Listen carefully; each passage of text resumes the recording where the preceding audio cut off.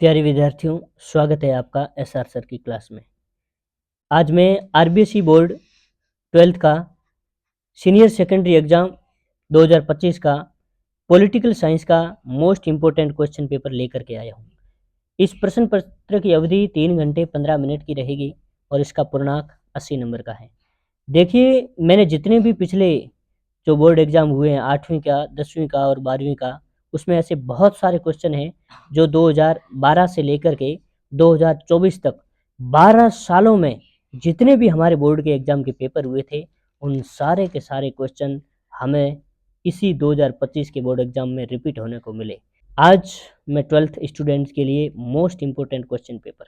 देखिए, पहला प्रश्न है बहुविकल्पनात्मक, जिसमें 1 से लेकर 18 तक आपके जो मल्टीपल चॉइस क्वेश्चन रहेंगे। पहला प्रश्न, पूंजीवादी दुनिया व साम्यवादी दुनिया के बीच विभाजन का प्रतीक थी।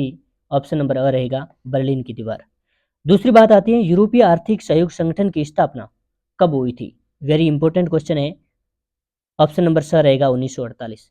बात आती है तीसरे प्रश्न की, शार्क का स्थापना वर्ष। शार्क का स्थापना वर्ष 1985। चौथा प्रश्न, संयुक्त राष्ट्र संघ की स्थापना हुई। ऑप्शन नंबर ब रहेगा हमारे 24 अक्टूबर 1945 को। पांचवा प्रश्न, 1992 के किस विश्व स्तरीय सम्मेलन ने पर्यावरण को विश्व राजनीति के प्रमुख मुद्दों में सम्मिलित करा दिया था? ऑप्शन नंबर स रहेगा रियो पृथ्वी सम्मेलन, जो ब्राजील के रियो डी जेनेरियो शहर में हुआ। छठा प्रश्न है, वैश्वीकरण की प्रक्रिया में महत्वपूर्ण योगदान देने वाले सही विकल्प को चुनिए। ऑप्शन नंबर हमारा स रहेगा प्रौद्योगिकी का विकास। प्रश्न सातवां, दक्षिणी पूर्वी एशियाई राष्ट्रों का संगठन कहलाता था। दक्षिणी पूर्वी एशियाई राष्ट्रों का संगठन कहलाता था। ऑप्शन नंबर अ होगा हमारा ASEAN, south Asian association for regional corporation. लेकिन ये है हमारा सातवां प्रश्न, दक्षिणी पूर्वी एशियाई राष्ट्रों का संगठन आसियान कहलाता। प्रश्न है आठवां, आसियान की स्थापना कब हुई? हमारा करेक्ट आंसर रहेगा आसियान की स्थापना 1967 में हुई। ये सारे के सारे 8 क्वेश्चन इतने मोस्ट इंपोर्टेंट हैं दोस्तों। आप इस चैनल पर पहली बार आए हो तो इस चैनल को लाइक, शेयर और सब्सक्राइब के साथ कमेंट बॉक्स में जरूर लिखिएगा। मैं आपके लिए इस प्रकार के बहुत सारे इंपॉर्टेंट क्वेश्चन और लेकर के आ रहा हूँ।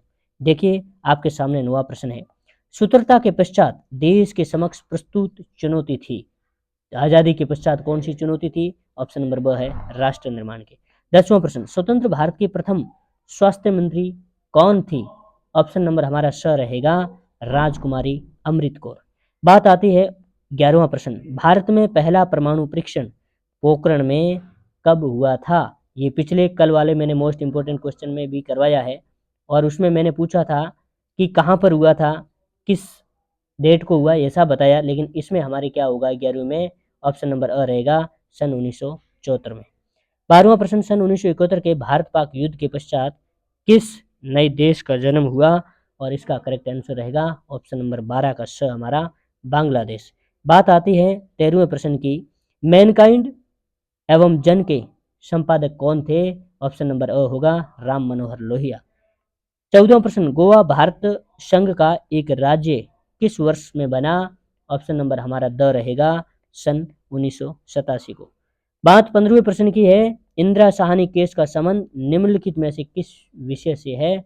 ऑप्शन नंबर हमारा सही रहेगा, ऑप्शन नंबर हमारा ब रहेगा मौलिक अधिकारों के उल्लंघन से संबंधित। बात आती है हमारे 16वें प्रश्न की कि सुरक्षा का बुनियादी अर्थ। सुरक्षा का बुनियादी अर्थ है हमारा खतरे से आज़ादी। 17वां प्रश्न है, खुली प्रतिस्पर्धा और बाजार मूलक अर्थव्यवस्था के जरिए प्रगति की पक्ष वाली राजनीतिक विचारधारा को क्या कहते हैं? करेक्ट ऑप्शन ऑप्शन ब रहेगा दक्षिण पक्ष। बात आती है हमारे 18वें प्रश्न की कि 1967 के आम चुनाव के बाद केंद्र में किसकी सरकार बनी? तो ऑप्शन नंबर हमारा ब रहेगा कांग्रेस सरकार बनी। चलिए, नेक्स्ट रिक्त स्थानों की पूर्ति के संबंध में दूसरा प्रश्न है। इसमें पहला रहेगा कि श्रीलंकाई राजनीति पर बहुसंख्यक समुदाय कौन सा था? वो हमारे था सिंहली। करेक्ट आंसर क्या रहेगा? सिंहली आपका करेक्ट आंसर रहेगा। दूसरा, क्योटो प्रोटोकॉल जो 1997 में हुआ वो जापान के किस शहर में हुआ? वो जापान के क्योटो शहर में हुआ। वेरी इंपॉर्टेंट क्वेश्चन है मित्रों। अगर आप इस चैनल पर आए हो तो चैनल का लाइक करना तो बनता ही है। आप जरूर लाइक करिए, कमेंट बॉक्स में भी लिखिए, शेयर करिए और सब्सक्राइब करना मत भूलिए। देखिए, तीसरा प्रश्न हमारा है विशेषकर कि गरीब व पिछड़े सामाजिक समूह को महत्व प्रदान करने वाली विचारधारा कौन सी थी? वो विचारधारा थी वामपंथ विचारधारा। चौथा प्रश्न, जून 1984 में भारत सरकार ने ऑपरेशन ब्लू स्टार चलाया। ऑपरेशन ब्लू स्टार आपने सुना होगा। ऑपरेशन ब्लू स्टार जो कल मैंने बताया था कि ये पंजाब के जो स्वर्ण मंदिर है उसमें एक सैनिक कार्रवाई हुई थी जिसका कूट नाम क्या था? Operation blue star. देखिए, पांचवा है पंचशील समझौता या पंचशील की घोषणा कब हुई? पंचशील की घोषणा 1954 में हुई। बात आती है हमारे छठे प्रश्न की कि सुरक्षा की अपरंपरागत धारणा में अभाव और भय से मुक्ति पर जोर दिया गया। चलिए नेक्स्ट क्वेश्चन हमारा है तीसरा। देखिए, तीसरे प्रश्न में हमारे आ रहा है, प्रश्न है हमारा तीसरा कि शोक थेरेपी का अर्थ क्या है? शोक थेरेपी का क्या अर्थ है? इसका मतलब ये है, शोक थेरेपी का अर्थ ये है कि आघात पहुंचाकर उपचार करना। आघात पहुंचाकर उपचार करना, इसे क्या कहते हैं? Shock therapy. दूसरा प्रश्न, द्वितीय पंचवर्षीय योजना का मुख्य उद्देश्य क्या था? द्वितीय जो पंचवर्षीय योजना का मुख्य उद्देश्य था कि तीव्र गति से क्या करना? संरचनात्मक विकास करना। तीव्र गति से संरचनात्मक विकास करना ही इसका मूल उद्देश्य था। देखिए, अगला तीसरा प्रश्न है, एनपीटी का फुल नाम क्या है? एनपीटी का फुल नाम था हमारे न्यूक्लियर नॉन प्रोलिफरेशन ट्रीटी। क्या नाम था? आप लिखिए, न्यूक्लियर नॉन प्रोलिफरेशन, क्या लिखेंगे? Proliferation treaty.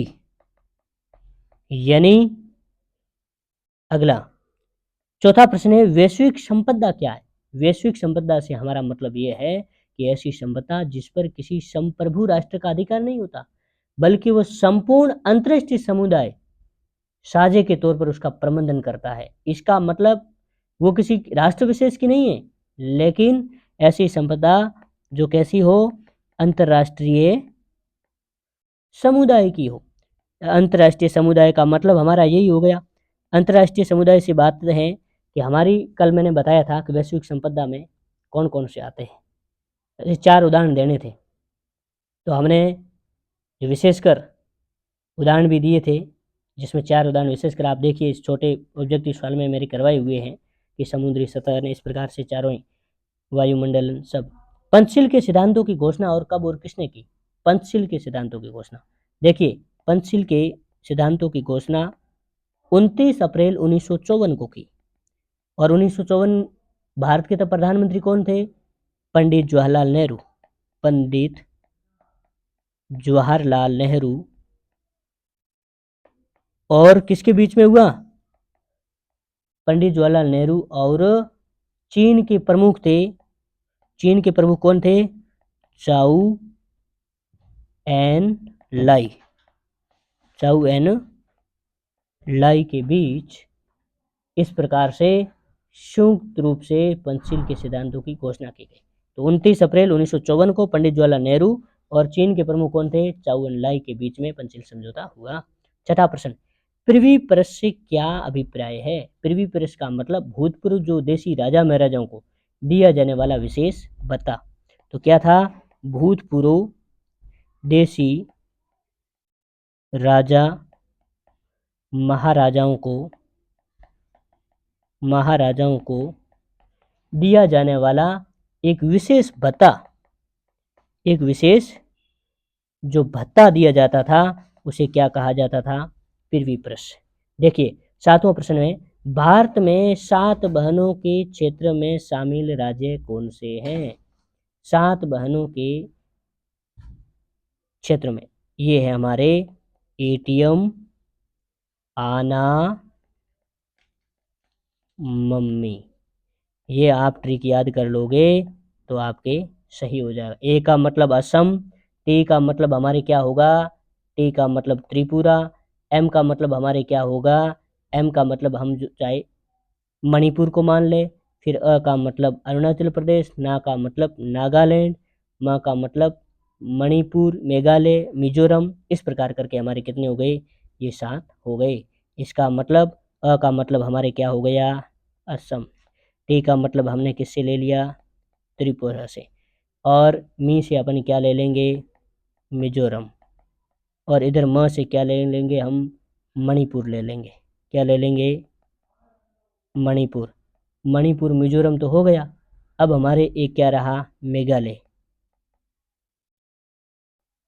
आ का मतलब क्या रहा हमारा, अरुणाचल प्रदेश, ना का मतलब क्या रहा, नागालैंड। तो इस प्रकार से हमारे ये 7 याद हो गए, असम, त्रिपुरा, मेघालय, जो हमारा अरुणाचल प्रदेश, नागालैंड, मणिपुर और मिजोरम। चलिए अगला प्रश्न है, गठबंधन की राजनीति के इस दौर में राजनीतिक दल किन बातों पर बल दे रहे हैं।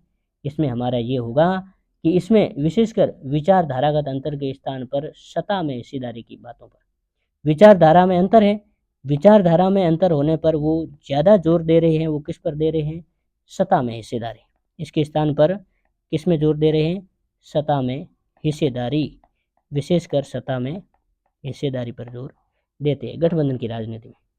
चलिए नेक्स्ट क्वेश्चन है हमारा, नेक्स्ट क्वेश्चन हमारा रहेगा कि प्रांतीय दल किसे कहते हैं।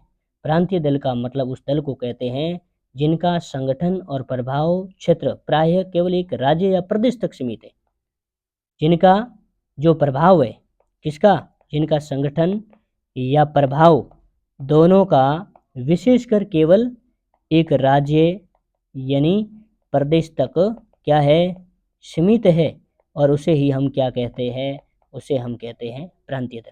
कांग्रेस प्रणाली का क्या अर्थ है, कांग्रेस प्रणाली का मतलब ये है कि प्रारंभिक वर्षों में कांग्रेस एक गठबंधन नुमा पार्टी थी जिसमें विभिन्न हित सामाजिक समूह वर्ग साथ रहते थे, इसे ही कांग्रेस प्रणाली, एक गठबंधन नुमा थी। शुरू में कांग्रेस क्या थी, गठबंधन नुमा पार्टी थी, और गठबंधन नुमा पार्टी थी तो इसमें विशेषकर विभिन्न हित है, सामाजिक समूह को लेकर के, और वर्ग सब एक ही थे, इसलिए कांग्रेस प्रणाली। बात आती है हमारा नोवा, भारत और पाकिस्तान के मध्य विद्यमान 2 समस्याओं का नाम रखना। जैसे एक तो हमारी समस्या है कश्मीर समस्या, ये बहुत बड़ी समस्या है कश्मीर समस्या को लेकर, हमारे वतन कश्मीर को लेकर के, और दूसरी सिंधु नदी जल बंटवारा, सिंधु नदी जल बंटवारा, मोटा मोटी ये 2 समस्या हमने यहाँ लिख दी है। चलिए नेक्स्ट हमारा क्वेश्चन रहता है 12वां प्रश्न है, भारत ने आर्थिक सुधारों के अंतर्गत कौन कौन से कार्य किए। आर्थिक सुधारों में एक तो ये है कि विभिन्न क्षेत्रों में आयात प्रतिबंध हटाए, विभिन्न क्षेत्रों में क्या हटाए, जो आयात प्रतिबंध थे उनको हटाए। दूसरा काम किया है कि व्यापार और विदेश निवेश को बढ़ावा दिया, दूसरा व्यापार व विदेश जो निवेश है उसमें क्या दिया, बढ़ावा दिया। चलिए अगला अपन प्रश्न लेंगे, अगला प्रश्न है हमारे भाग ब को लेकर के कि साझी संपदा संसाधन से क्या अभिप्राय है, उदाहरण दीजिए। देखिए ये मैं छोटे रूप से समझा देता हूँ कि साझी संपदा की बात करें, यह वह संसाधन है जिस पर किसी एक का नहीं बल्कि संपूर्ण समुदाय का, किसका, संपूर्ण समुदाय का, बल्कि संपूर्ण समुदाय का क्या होता है, अधिकार होता है। और ये संयुक्त चूल्हा कहो, चारागाह कहो, मैदान कहो, कुआं कहो, नदी इत्यादि में कुछ भी हो सकता है। इस प्रकार विश्व के कुछ ऐसे ऐसे क्षेत्र किसी एक क्षेत्र के संप्रभुत्व अधिक से बाहर होते हैं, अतः उनका प्रबंधन संयुक्त रूप से अंतर्राष्ट्रीय समुदाय द्वारा किया जाता है, तो उसे वैश्विक संपदा या मानवता की संयुक्त विरासत कहा जाता है। और इसमें अपन बात करें तो मैंने बताया था, साझी संपदा को वैश्विक संपदा कह सकते हैं हम, वैश्विक संपदा नहीं कहें तो हम उसको मानवता की संयुक्त विरासत भी कह सकते हैं, मानवता की संयुक्त विरासत कहेंगे। और इसमें कौन कौन से शामिल है, मैंने कल के जो मोस्ट इम्पोर्टेंट क्वेश्चन करवाया था उसमें मैंने ये भी बताया था कि इसमें हमारे एक तो पृथ्वी का वायुमंडल, आप इस प्रश्न में लिखिए पृथ्वी का वायुमंडल है, दूसरा हमारी अंटार्कटिका महाद्वीप की बात करें, अंटार्कटिका महाद्वीप। तीसरा हम बात करें हमारी समुद्री सतह। चौथा हम बात करें तो हमारा बाह्य अंतरिक्ष, बाह्य अंतरिक्ष। ये सब साझी संपदा के अभिप्राय। बात आती है हमारे पांचवा प्रश्न, 1971 में कांग्रेस की पुनर्स्थापना के कारण।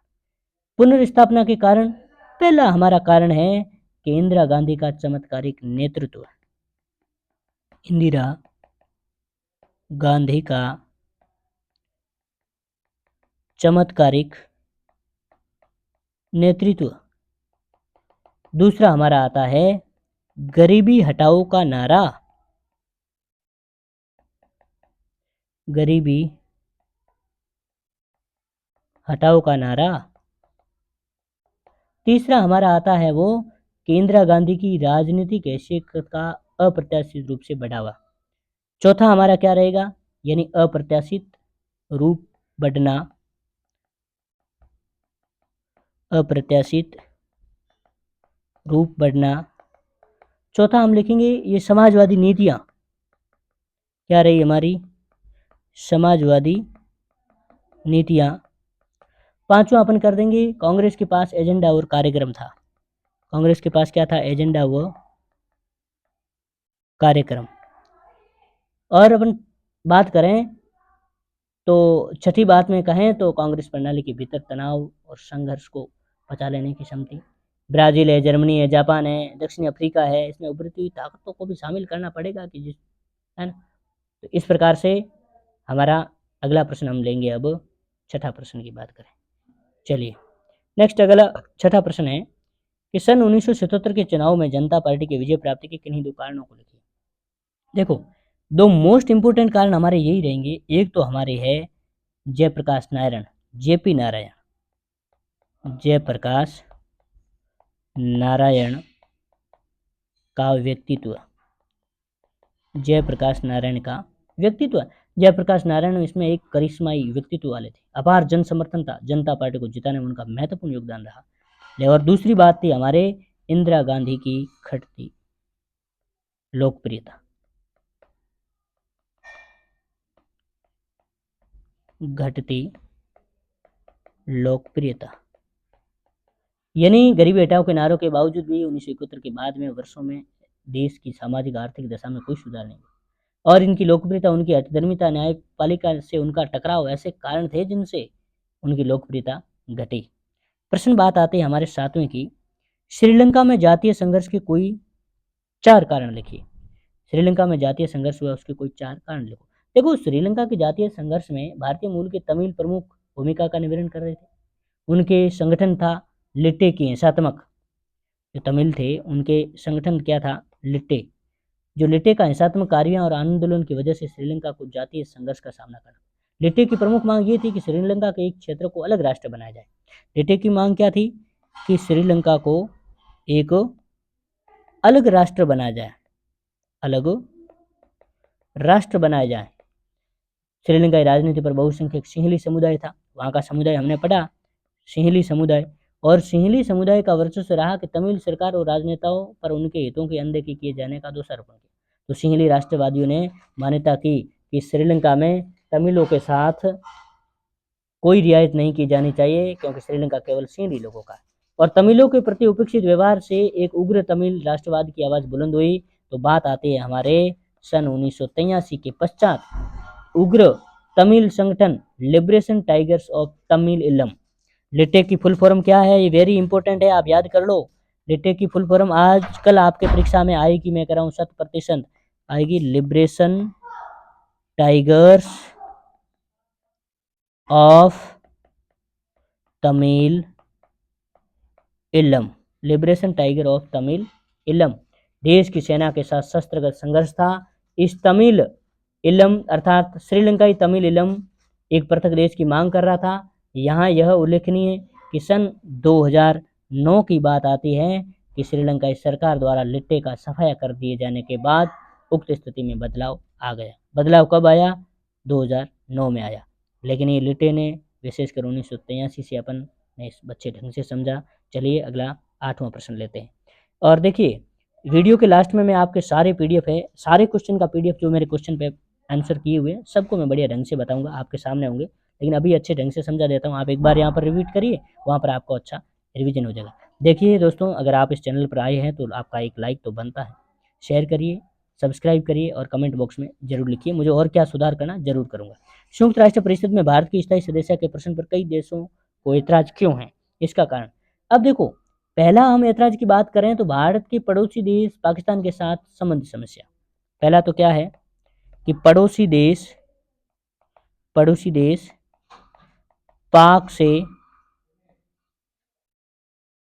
पाक के साथ संबंध समस्या।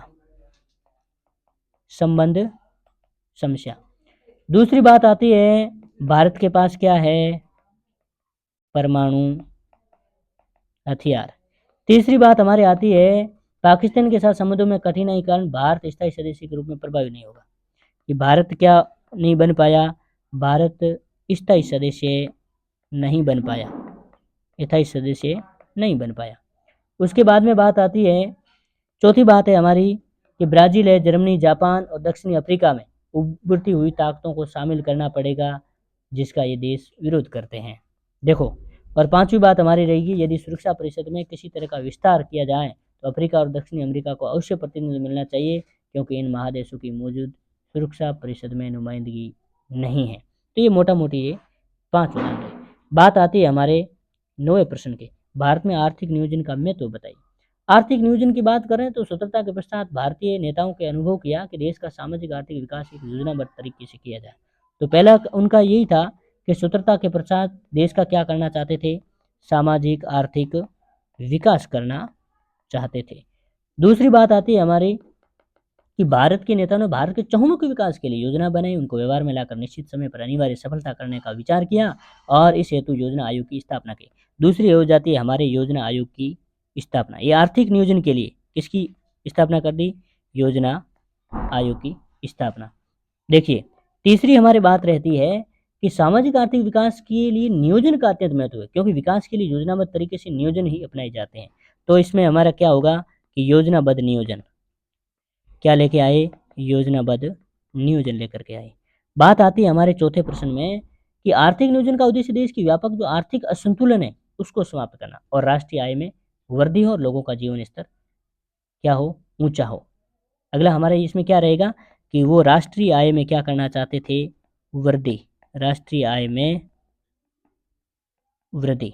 बात आती है हमारे पांचवें प्रश्न की कि आर्थिक नियोजन का महत्व इस दृष्टि से था कि समाजवादी लक्ष्यों को प्राप्त किया जाए।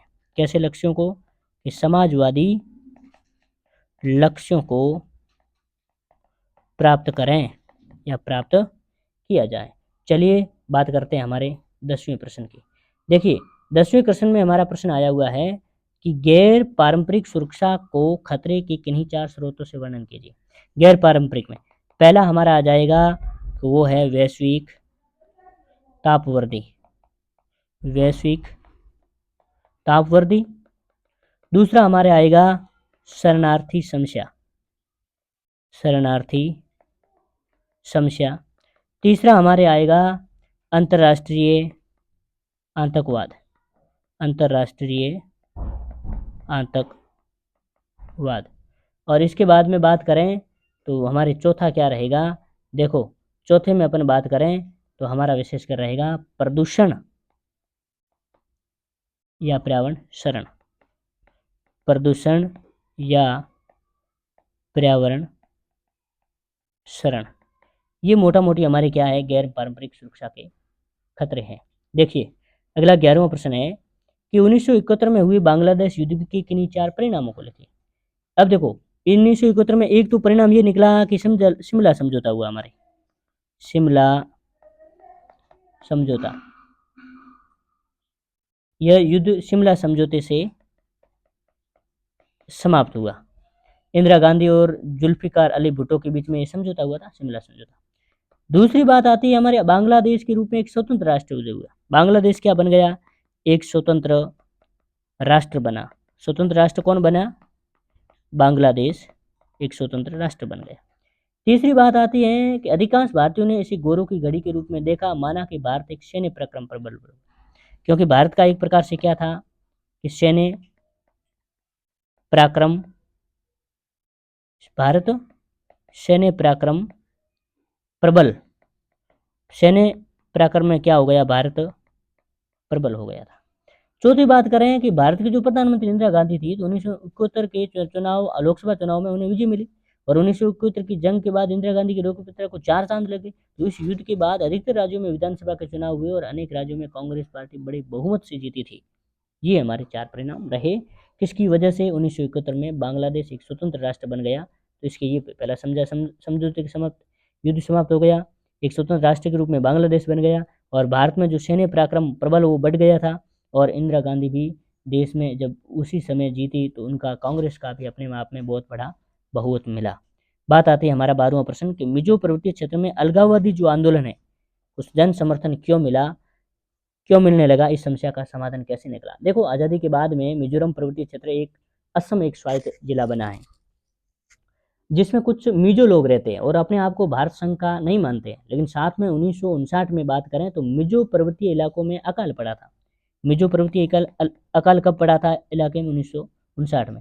तो असम की सरकार थी, इस अकाल को समुचित प्रबंध करने में नाकाम रही, और इसके बाद अलगाववादी आंदोलन ने जन समर्थन मिलना शुरू। तब 1989 की बात आती है, तो 1989 में राजीव गांधी और लाल डेंगा जो मिजो नेशनल फ्रंट के नेता थे, एक तो राजीव गांधी और मिजो नेशनल फ्रंट के नेता थे, जिनका नाम क्या है, लाल डेंगा। इनके बीच में इनके एक समझौता हुआ। इस समझौते के अंतर्गत कि मिजोरम को पूर्ण राज्य का दर्जा मिलेगा। समझौते में क्या कहा गया कि मिजोरम को पूर्ण राज्य का समझौता मिलेगा, अधिकार मिलेगा, लेकिन कुछ विशेष अधिकार दिए गए। तो लाल डेंगा मुख्यमंत्री बने, मिजो नेशनल फ्रंट की धारा का राजनीति में शामिल हुआ। इस तरह इस समस्या का समाधान हो गया। अलगाववादी आंदोलन का समाधान किससे हुआ, हमने देखा कि लाल डेंगा मुख्यमंत्री बने, मिजो नेशनल फ्रंट धारा की राजनीति में शामिल हुआ, और इस तरह से इस समस्या का समाधान हो गया। बहुत अच्छे ढंग से मैंने समझाया। चलिए नेक्स्ट क्वेश्चन है हमारा 13वां।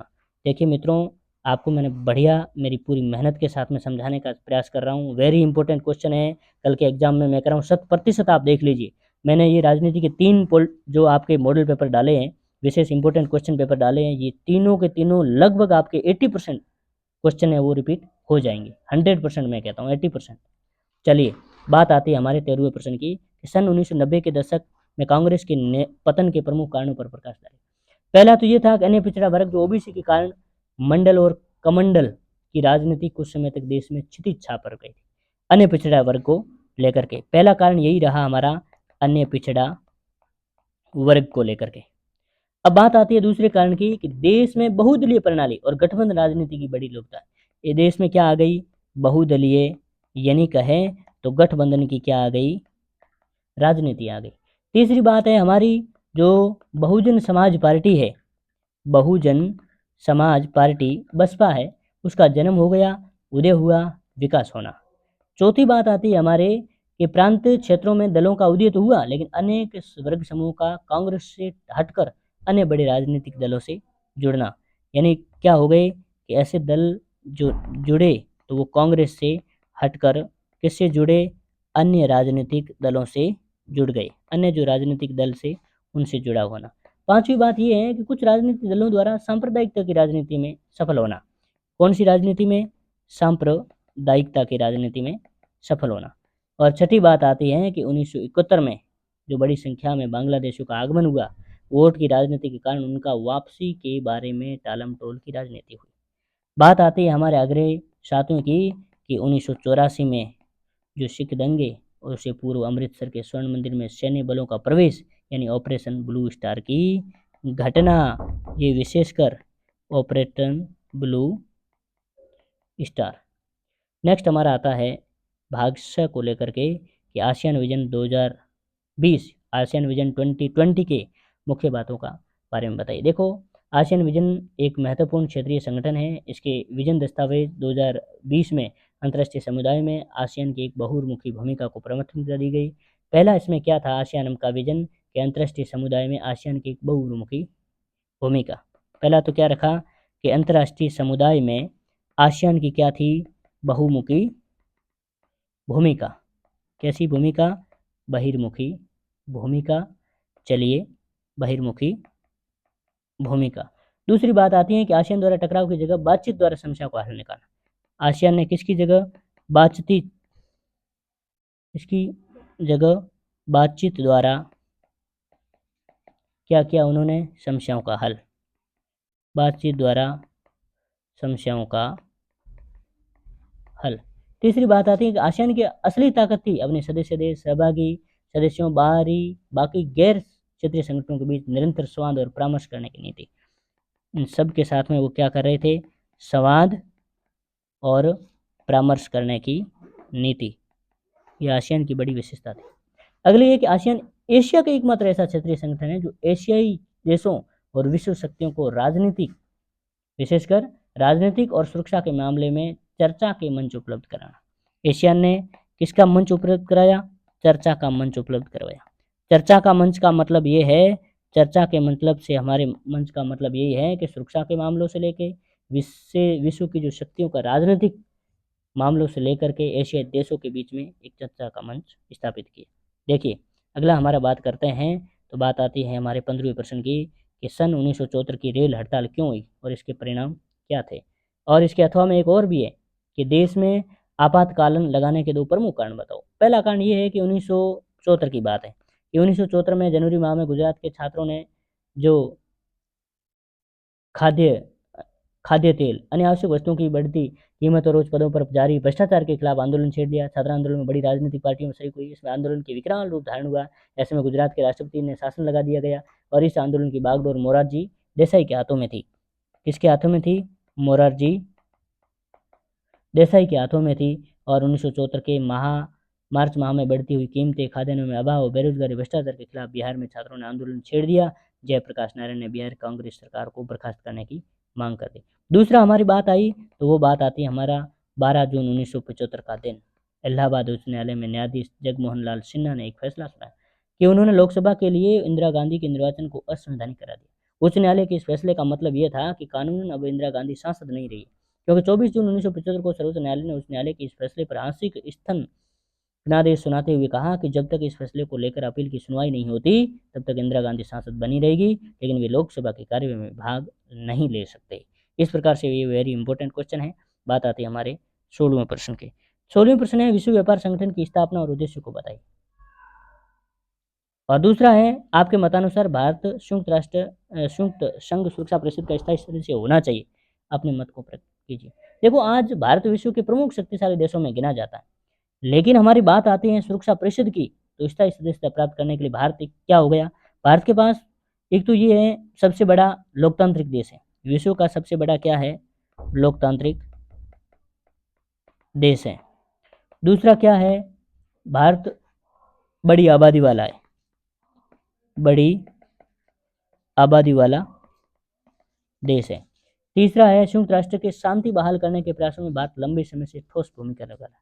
किसके विषय में, शांति बहाल करने। अब पांचवी बात हमारी चौथी बात आती है।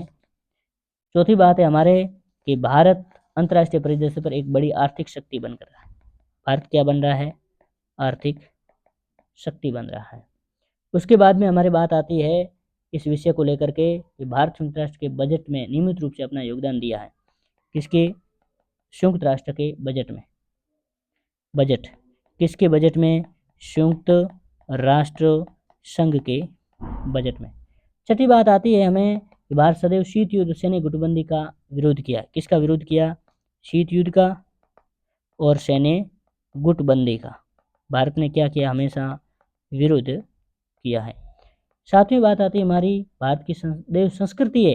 भारत की जो संस्कृति है वो अहिंसात्मक, शांति, सहयोग की समर्थक रही है। तो ये मोटा मोटी हमारे कारण है जो भारत संघ सुरक्षा परिषद का स्थायी सदस्य होना चाहिए, ये विचार रहेंगे। 17वें प्रश्न की बात करें तो 17वें प्रश्न में कम्युनिस्ट पार्टी की नीतियों और विचारों धारा पर उल्लेख करना है। देखो कम्युनिस्ट पार्टी की नीतियों और विचारधाराओं में, और दूसरी बात आती है भारत में पहले 3 चुनाव के कांग्रेस पार्टी के प्रभुत्व के 4 कारण। ये बढ़िया इंपॉर्टेंट क्वेश्चन है। देखो दूसरा प्रश्न वेरी इंपॉर्टेंट है, परीक्षा में आ सकता है। इसमें पहला है कि सभी वर्गों को समान प्रतिनिधित्व। पहला कारण हमारा ये रहेगा। दूसरा कारण अपन लेंगे तो इसमें लेंगे कि अधिकांश विरोधी अधिकांश विरोधी दलों का निर्माण कांग्रेस से ही हुआ। तीसरे की अपन बात करें तो तीसरा हमारे आ रहा है कि जो राजनीतिक दल है वो राजनीतिक दलों के जो कार्यक्रमों व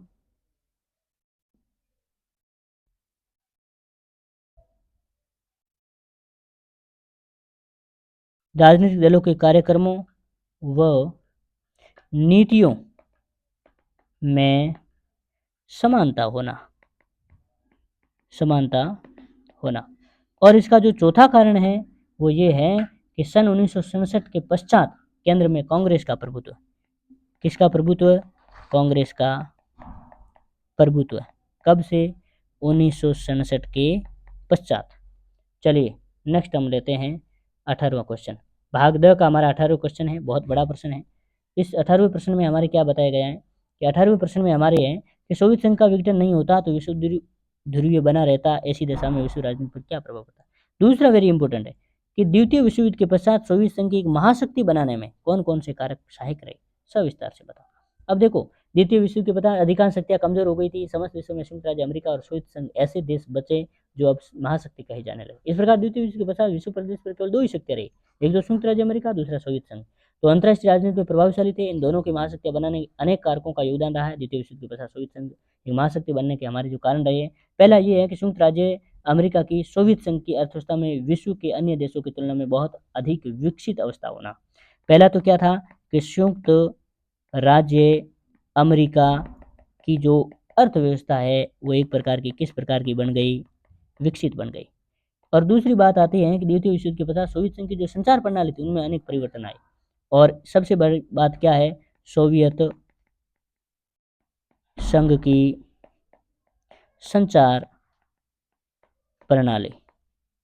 तीसरी बात आई कि सोवियत में जो ऊर्जा संसाधन थे उनके विशाल भंडार थे। सोवियत संघ के पास में क्या थे? ऊर्जा संसाधन के विशाल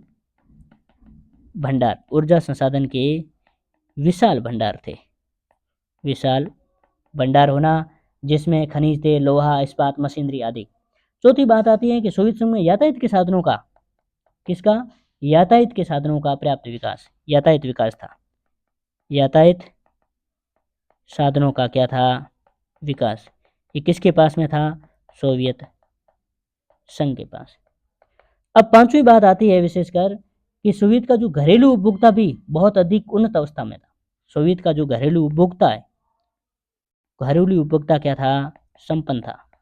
एक प्रकार से क्या हो गया? उन्नत अवस्था वाला था।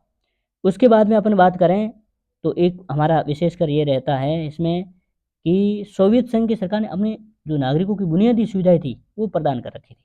सोवियत सरकार ने नागरिकों को बुनियादी सुविधाएं, और बुनियादी सुविधाओं की बात करें तो हमारे क्या कौन कौन सी, शिक्षा, स्वास्थ्य, बच्चों की देखभाल, यातायात सुविधा, ये सब चीज़ें हो गई थी। और सातवां हमारा कार्य रहेगा कि सोवियत संघ में क्या नहीं थी, कि सोवियत संघ में बेरोजगारी नहीं थी। पहली बात है कि बेरोजगारी वहाँ नहीं थी। अगला हम अपन 9वें की बात करें, अपन लिख लेंगे कि सोवियत संघ के पास परमाणु हथियारों के साथ आधुनिक हथियार, एक परमाणु हथियार भी थे और उसके साथ में क्या थे? आधुनिक हथियार भी थे। इस मायने से हम देख सकते हैं कि सोवियत संघ एक महाशक्ति था। वेरी वेरी इंपॉर्टेंट क्वेश्चन है, बोर्ड में कल एग्जाम में आपके रिपीट हो सकता है, बहुत बड़ा चांस बनता है। बात आती है 19वां प्रश्न, प्रौद्योगिकी में हुई तरक्की ने किस प्रकार से वैश्वीकरण को प्रभावित किया, या वैश्वीकरण के राजनीतिक परिणामों का विश्लेषण कीजिए। अब देखो, प्रौद्योगिकी की तरक्की ने किस प्रकार वैश्वीकरण को प्रभावित किया, एक ये प्रश्न है। दूसरा है राजनीतिक परिणामों का विश्लेषण करो। अब देखो, वैश्वीकरण के राजनीतिक परिणामों या प्रभावों की बात करें तो उसमें पहली बात हमारी ये आती है कि वैश्वीकरण के द्वारा, ये प्रश्न को मैं बढ़िया ढंग से कर देता हूँ, मोस्ट इंपॉर्टेंट है। मित्रों, आप इस चैनल पर पहली बार आ गए हैं तो इसको जरूर आप लाइक, शेयर, सब्सक्राइब जरूर करें। इसमें क्या था कि कुछ क्षेत्रों में राज्य की शक्ति को, आप वीडियो की स्पीड बढ़ा दो तो आपको ये टॉपिक बढ़िया समझ में कवर हो जाएगा। पहला टॉपिक तो अपन ये बनाएंगे। दूसरा अपन बनाएंगे विशेषकर, इसी के अंदर अपन लेना चाहें तो इसके अंदर भी ले सकते हैं। इसी में अपन विशेषकर क्या ले लेंगे कि न्यूनतम आश्चर्यकारी राज्य की धारणा को अपनाया गया, क्या उन्होंने अपनाया, इसके अंदर अ बना के अपन लिख लेते हैं। ये इसी के अंदर आता है हमारे कि न्यूनतम हस्तक्षेपकारी राज्य की धारणा। दूसरा लेंगे बाजार का आर्थिक और सामाजिक प्राथमिकता को निर्धारण। दूसरा हमारे क्या रहेगा, बाजार का आर्थिक और सामाजिक प्राथमिकता को निर्धारण। और तीसरा हम लिख लेंगे हमारे क्या रहा, बहुराष्ट्रीय कंपनियों का प्रभाव, बहुराष्ट्रीय कंपनियों का प्रभाव या प्रभाव में वृद्धि। और उसके बाद में अपन और ले लेंगे तो वो हम लेंगे दूसरा टॉपिक। दूसरे में अपन इसका दूसरा पॉइंट लेंगे तो उसमें हम लिख लेते हैं कि कुछ क्षेत्रीय या कुछ क्षेत्रों में लिख लें कि राज्य की शक्ति पर वैश्वीकरण का कोई प्रभाव नहीं रहा। और उसके बाद में अपन बात करें तो तीसरा अपन ये भी लिख सकते हैं कि वैश्वीकरण के द्वारा कुछ क्षेत्रों में राज्य की शक्ति में वृद्धि करना। वैश्वीकरण ने किसमें की, कुछ क्षेत्रों में कहें तो राज्य की शक्ति में क्या कर दी, वृद्धि कर दी। ये किसकी वजह से हुई, वैश्वीकरण में वृद्धि हुई, शक्ति में वृद्धि करना। ये मोस्ट इम्पोर्टेंट रहे। बात हम करते हैं हमारे लास्ट क्वेश्चन की। मित्रों, आपने इस वीडियो को बहुत अच्छे ढंग से बने रहने के लिए, लास्ट तक बने रहने के लिए आपका धन्यवाद। आप इस चैनल को आप लाइक और शेयर और सब्सक्राइब के साथ कमेंट जरूर करिए। देखिए ये क्वेश्चन हमारे राजनीतिक मानचित्र में इन स्थानों को दर्शाने हैं। भारत का राजनीतिक मानचित्र, आंध्र प्रदेश, त्रिपुरा, जम्मू कश्मीर या गोवा। या फिर आप दर्शाइए कि हमारा जो दिल्ली, बिहार, तेलंगाना और नागालैंड। हम बात करते हैं जम्मू कश्मीर की, तो जम्मू कश्मीर हमारे सबसे ऊपर का इलाका जो हमें दिख रहा है, ये हमारा क्या है, जम्मू कश्मीर। ठीक है, चलिए यहाँ हमारा क्या रहेगा, जम्मू कश्मीर। ये हमारा जम्मू कश्मीर। उसके बाद में हमारा जो रहेगा वो इधर है, वो है हमारा, इधर की बात करें तो ये हमारा रहा इधर त्रिपुरा। और इसके बाद में हम बात करें हमारे आंध्र प्रदेश की, तो ये हमारा क्या है, आंध्र प्रदेश। और इधर हमारा ये छोटा सा जो दिख रहा है, ये हमारा कौन सा राज्य है, गोवा। चलिए मैं पूरी आपको आंसर की का विशेष कर बता देता हूँ, आंसर की में किस प्रकार के हमारे स्वाद रहे।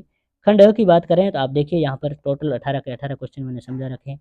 दूसरा प्रश्न यहाँ पर पड़ा, Sinhali, Kyoto, वामपंथ, operation blue star, 1954, अपरंपरागत। फिर आप देखिए दोनों को साथ साथ में अपन लेते हैं। ब भाग भी देख लीजिए, एक राइट साइड को, एक लेफ्ट साइड को। सारे के सारे हमारे ये क्वेश्चन हैं आपके सामने पीडीएफ में। मैं धीरे धीरे स्लो में कर रहा हूँ, स्लो में वीडियो में आप जरूर देख लीजिए, स्क्रीनशॉट कर लीजिए। चले अगला लेते हैं। आगे हमारा रहता है अभी, देखो इधर से एक बार फिर से हमारा छठा, उधर सामने 9वां प्रश्न। दोनों को बढ़िया ढंग से पीडीएफ में आप देख लीजिए। वीडियो को आप पॉज करके आप आसानी से सारे क्वेश्चन के आंसर देख सकते हैं। आपका वीडियो में अंत तक बने रहने के लिए बहुत बहुत धन्यवाद। आप इस वीडियो को लाइक, शेयर, सब्सक्राइब जरूर कीजिए। आपका ये 28 मार्च को होने वाला जो राजनीति विज्ञान का पेपर है, इसके लिए पिछले भी मैंने इस राजनीति विज्ञान को लेकर के 3 मोस्ट इम्पोर्टेंट क्वेश्चन पेपर डाले हैं, वो भी आप ज़रूर लिखिए। और यहाँ पर ये बहुत इंपॉर्टेंट क्वेश्चन है आपके लिए, एग्जाम में वापस रिटीव जरूर होंगे। इन्हीं 3 मॉडल को अगर आप सॉल्यूशन कर लोगे तो मैं कहता हूँ आपके 80% ये जो पेपर है अच्छे ढंग से सॉल्यूट हो जाएगा। आप ज़रूर देखिए। और अगला देखिए, लास्ट में हमारी बात आती है, ये प्रश्न हमारे 2 भाग के रहे हैं। 2 भाग में आप देख लीजिए, हमारा 18वां, 19वां अच्छे ढंग से मैंने करवा रखे हैं। और लास्ट में जो हमारा रहेगा वो हमारा है ये जो मानचित्र को भी मैंने यहाँ पर भरा हुआ आपके सामने रखा है। तो वीडियो को आप अंत तक बने रहने के लिए धन्यवाद। आप इसको लाइक करो, शेयर करो, सब्सक्राइब करो और उसके साथ में कमेंट करना आप न भूलें। मित्रों, आप कमेंट्स ज़रूर करिए। Thank you so much.